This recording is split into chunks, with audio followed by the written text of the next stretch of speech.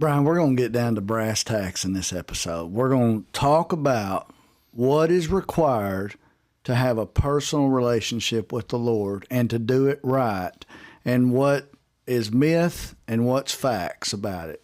Do you think people would like to hear about that? I do. Let's bring it on. Okay. Welcome to the Called to Love podcast, a show dedicated to exploring how human relationships and intimacy with God are connected. Join us as we discuss hard-hitting topics that inspire and motivate you to go deeper into the intricacies of building meaningful relationships. Here now are your hosts, James Levesey and Brian Knadel.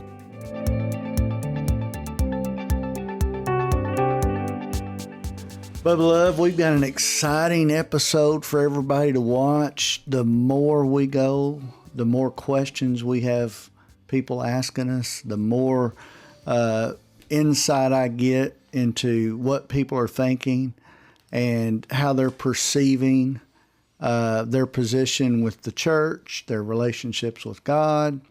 And it's really interesting to watch because I don't get offended. I know you don't get offended. I mean, somebody could come up to me and just be cursing and saying this and saying that and just how disgusted they are. I'm kind of liking hearing the insight and the perspective because this is how, some people are believing. It's not just all the good stuff we get all the time that we want to hear and like, oh yeah, I agree with that. I agree with that. I like to hear the opposing viewpoints because it gives me a little bit of an inside track on how they believe. Jesus would walk into a room and he would know their thoughts, he would say. Why? I don't believe it's because he got a word of knowledge in that particular instance or the context. I believe he knew their thoughts because he was talking to them all the time. He was hearing them complain. He was hearing what they thought about politics. He was hearing what they thought about the government. He was hearing, about hardships. He was hearing the way they thought about tax collectors. He was hearing how they were always trying to get one up on the next person and trying to, make a living, and how they were, sometimes people can be conniving and cheating and all that stuff. He knew their thoughts. So he would come in with some crazy stuff like, hey, you guys should love one another. Hey, you should love your enemies. Hey, here's what I'm saying. You should love those that are hard to love. And people didn't like that. And so they would give him a hard time about some of these truths he would come in. And so we see that. We know it's not hard to love, or we know it's hard to love, especially when somebody, does you dirty or does something underhanded to cheat you out of something that you probably think you had a right to have. So we're going to talk about stuff like that. I'd love to. Yeah, teachers at school, such diversity in their classroom. All kids come from different backgrounds. They're coming in to learn. And not all of them know the challenges they're going to have, but the teacher has a great perspective. I'm ready for these students to come in here, and I'm going to be patient. I'm going to find out their strengths. I'm going to help them in their weaknesses. You and I are not necessarily teachers, but we are conversationalists. We're wanting to create opportunities for thought. We want our desires to point everybody to Jesus, even reintroduce some people to Jesus. That's my heart. I know that at the end of the day, we want them to have an encounter with him like we did. They can sort it out with him. They can go to him for the hard questions. We're just here to generate conversation and to stir up the heart, not to stir up anger, not to stir up, anything other than just a great conversation, because we're doing this because we truly love people. That's why we're doing this. And so, yeah, absolutely. Looking forward to it. I had one of the nicest things that happened. My dear beloved nephew, Kirk, he may watch this. He watches these. He sent me a text message the other day, and he said, do I have to read the Bible to have a relationship with God? And, most people would say, yeah, absolutely, you need to read the Bible. I was guilty of this before. I used to say, hey, you need to start reading the Bible and you'll find your way to the Lord. And this is where I think we've got it backwards. I was so proud of the question because it said to me that He understands what we're saying. The relationship is the most important thing. If you're stranded on an island and you ain't got a Bible and you ain't got anything else, you've got a relationship. What did John do on the island of Patmos when he had this incredible revelation vision? He found that in he was in the presence of the Lord when this happened, okay? Now, let me just say this. I'm not against reading the Bible. I read the Bible. I love the Bible. I find so much in the Bible and in the Word, and it reminds me of the way God is so many times. However, I said this to him. I said, if you met the woman of your dreams and you fell head over heels in love with this woman and you just wanted to be with her, and you found out she wrote a book about how she sees romance and how she thinks romance should be, would you read that book? You know I would. I would. Yeah. And that's what I believe the Bible is. It's a book about how God is. It is His Word. His plan can be found in it. You can see the way He thinks. You can see the way He strategizes. You can see the way He had a plan for us this whole time. So yeah, I want to read it. I want to read about some of these people that has these amazing stories in the Bible. You know, these great men of old, and Moses and Noah and Isaiah and Elijah and all the. How did this come about? And then after Jesus came to this earth and how He was, and I keep saying, when I get to a place to, if we ever have this opportunity to where we can say, hey Lord, now that we're in this new place of kingdom and heaven and all things have passed away and now we're here in this other place, can we see a vision? Can we kind of watch the movie of Moses, but it really be the thing? I mean, who wouldn't want to watch that?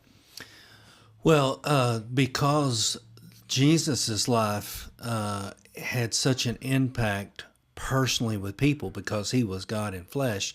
He came from heaven as creator to become creation so He could redeem creation. What I love is his whole life modeled, especially the last 3.5 years of His life, much like our lives should model on earth right now. And so, and the Bible is so full of everything He did, but it said that it would fill books. He'd fill books of everything that He did. But the greatest thing that we're living in right now in this world is a life that is constantly changing around us. And how does our relationship with the Lord fit into that? From marriage and relationship to children and parenting, to work and finances and making a living, to how does church play a role? And then this is where you're getting at.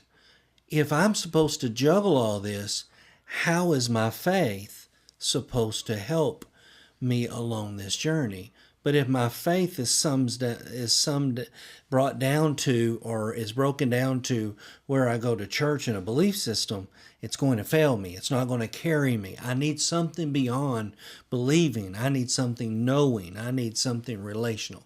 And that's what we're here for, is we really want to shine a light on the importance of what it looks like to know who you are, whose you are, what your purpose, your goals, your plans, what your journey looks like, and how to flesh it out. Because you can get lost in the forest before the trees. You've got to know what your mission is. You got to know what your purpose is. So many people right now could not tell you what God's will is for their life. They can't tell you beyond the American dream, what's my purpose? And that's what we believe without a doubt, until you know Him and spend time with Him and cultivate a relationship with Him.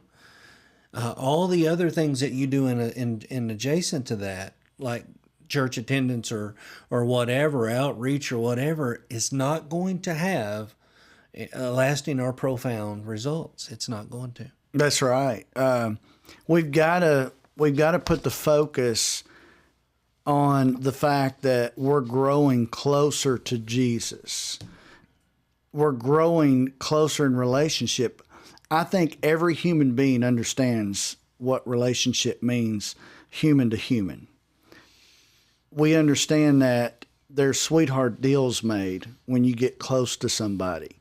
I mean, that's the problem with some of the real time events that's going on in government right now. People are getting positions not because of their skill set, but because of their friendship. Okay. Well, thank goodness God operates on different principles and characters. He's wanting a people that pursues him. He's wanting a people that is in love with him and is in love with other people, which he created. Like, he's proud of these people that he created. He's wanting a family, and he didn't like to see us squabble. He wants to see us shine. He wants us to encourage people. So it makes sense to me that we have to have a relationship first. Here's another good way of putting it. Why would you want to marry somebody you don't know? And the whole purpose, the end result, is that we are the bride of Christ. And if we're called a bride, that means there's a marriage. Okay? So why would we marry Jesus if we didn't know him? And the idea that it's because we're going to go to hell if we don't, that sucks. I don't care.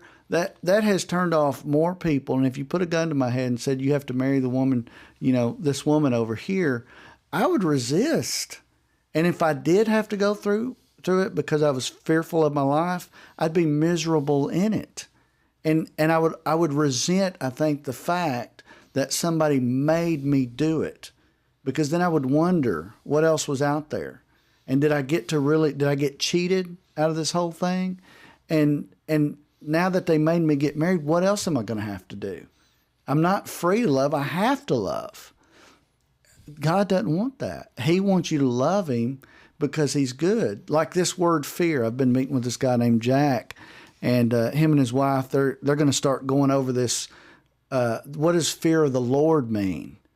So at first glance, the fear of the Lord is like, and he's a bad dude, man. You better watch what you do. You better fear him. Don't cross him. He'll kill you. He's killed other people. But we looked up that word, and in that context, it's as reverence to a husband. Wow. I'm like, wow. See, it keeps on talking about relationship. And it talks about how in Acts that they would walk in continuous fear of the Lord.